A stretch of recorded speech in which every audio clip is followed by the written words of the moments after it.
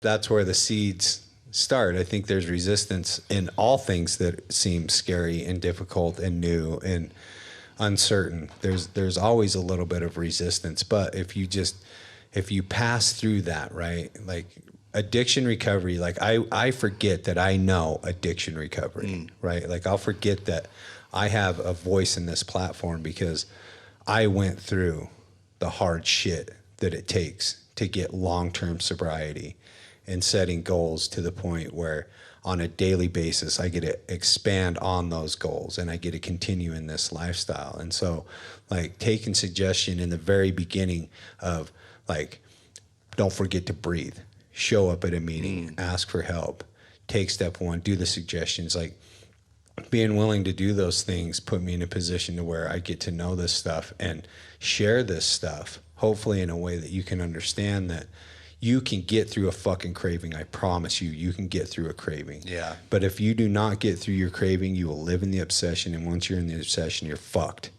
That's my story. When I'm in the obsession, I'm fucked. And it takes so much more to get out of the obsession than it does the craving. The craving's going to pass. And I learned that through being around a bunch of people that could tell me their stories and I could identify with the way that they felt and the things that they were going through so that I could like label them in my own experience throughout my life and be like, hey, that guy's talking about the time that he fucking got out of jail and decided to go to his buddy's house and just to go visit. Yeah, to hang out. You know, I like my friends. Yeah, I still owe them. It's not like just because they're my friends, I don't love them, which is, there's some truth to that, but that's not what I'm talking about. I'm talking about having a craving, and you fucking know that it's a craving, a desire to go, hopefully that'll be the excuse that you can use to feed the demon inside, the monster that's going to fucking take you back down. I've been there. I know that place, right? That I have a craving. I go see a buddy. I know that they got drugs and alcohol. I'm just going to go say hi. It's really cunning. It's not like I'm fucking thinking this process consciously. It's happening as I go through it.